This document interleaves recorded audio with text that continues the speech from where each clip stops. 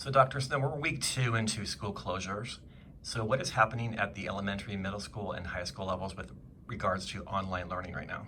Yeah, so this week, this is Monday, we had our teachers remote in and did some professional learning with them, pre-K to 12, and that this whole week is really about that.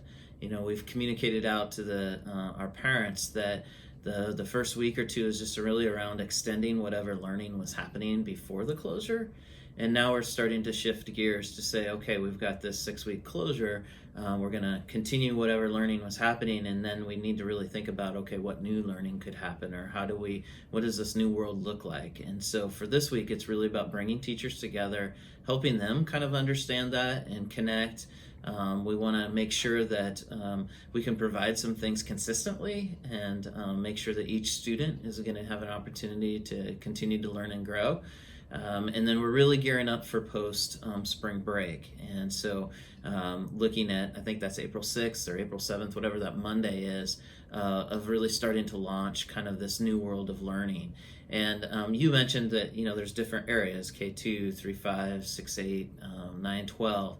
And OSPI is our state agency around public education, and they've been providing some guidance to us, really thinking about the class of 2020, probably first in all this, just because there's only a couple months left in their schooling, and we need to make sure that they can graduate, and then working all the way up and down that spectrum. And so for us in Camas, we're fortunate that we do have a lot of access in terms of, you know, all of our 3rd through 12th graders have a Chromebook at this point. That doesn't necessarily mean that they all have internet capabilities. And then we have our K2 group that do not. So what does that look like? And so, What does that look like for yeah, K2? to be honest, we don't know for sure. Like bringing teachers together to figure that out. You know, we have great teachers and they have lots of great ideas, and our job as a district is to listen to those ideas and then start to harness those and support those. And so this week they'll be working through that, and then we'll be communicating out more with parents. And so, you know, if we had a clear crystal plan right now, all in place, you know, we'd have already shared it with you. But the reality is this is all unprecedented territory. And so we want to bring people together, be really thoughtful about it, and then roll that out after spring break. Are there more areas that are crucial, like, for example, the 9 to 12, especially the 12th graders? They're trying to wrap this up, and their future looks a little bit uncertain right now. Are there more priorities based on that area? Yeah, I think, you know, to your point that, you know, our graduates, we only get them for 2 months anyway. The Yeah. other students, we do, you know, hopefully get them next year and year after, depending on where they're at in the system. So it's a longer term challenge in terms of how to support them and make sure that their ongoing learning is continued. With those seniors, it's like, how do we meet the requirements that they're supposed to have from the state? Where is their flexibility around that? And how can we send them off to wherever they're going feeling like that they're prepared and ready? So I think those definitely are a priority for us. And then also any student that we are identifying, you know, the last couple of weeks we've been sending out information from teachers about, do you have access? Are there any food challenges? Those kinds of things. Those are also another priority area, because as we're hearing from students about those challenges, or if we're not hearing from students and doing some research, we want to make sure that those in most need are getting what they need as soon as possible. Okay, let's go to our next area with the seniors. I'm hearing from credible sources that there will be a special session in the legislature that will reduce the high school requirements based on what's been going on. What have you heard from that? I think the State Board of Education is, they have a meeting this Wednesday or Thursday that they can look at the graduation requirements and provide some flexibility. We already have a little bit of discretion in the current RCWs around waiving credits for extenuating circumstances. I think a lot of seniors are on track to graduate already, and so that's one area of focus. And then there are other seniors that maybe we're trying to recover some credits here as in the lead up to graduation, and so that's another area of group. And so if the state board provides us flexibility around that, then we're definitely going to take advantage of that. That we're supposed to get some guidance this evening from OSPI, that state agency around public education, tonight around learning in our graduates. So we'll be paying close attention and communicating out with them. The other the other parties involved with that are our higher education institutions. So we have students that are in Running Start right now at Clark College, and so how do we support them? Making sure that Clark College is messaging our students. How do we reinforce that? We have a lot of options like advanced placement, college in the classroom, where we partner with like Central Washington or University of Washington. And so there's so many details and logistics that we need to work out, but we're paying attention to all of them. And the good news, I guess, if it could be good news, is everybody's in the same boat. So this isn't just a Camas issue. We have to solve these issues, as a state and as a country, as well as we think about all these programs and our seniors and where they're heading out to. Okay, let's talk about the most vulnerable here in Camas. I know that Papermaker Pride launched a Camas Unites campaign designed to help those students that are most vulnerable right now. Can you please give us an update on what's happening with those children and those families? Yeah, so there's a number of institutions or agencies in the area that try to support our most vulnerable. So we have programs like the Backpack Program, our Family Community Resource Center. Washougal has similar programs. Vancouver has similar programs. And so right now it's really trying to identify needs in the community and then direct people who want to give and help towards those needs. I think we have a lot of just people who are compassionate and want to help. And when there's times like this, when you feel like so much is out of your control, helping can really help you too. And so in our communication with parents, we've been pushing out when a need arises. And boy, the community has really responded to that. And groups like Papermaker Pride and trying to get donations so that we can provide the essentials to families is really critical as we move forward in this. We have our food service program, which is connected with students who qualify for free or reduced food or breakfast, lunch or breakfast. And so we are still delivering those, but there's also needs beyond that. And so can't thank these groups enough for their work. Now, with Washington going into a stay home, stay healthy or shelter in place program, mandate really, how does it affect the food services program? Will kids still be able to go and pick up the food that they need? Yeah, so anytime the governor has released any kind of new restrictions or guidance, we work through that OSPI agency to determine, does that change anything that we're doing? So if it does, then we follow that guidance. If it doesn't, then we continue the services.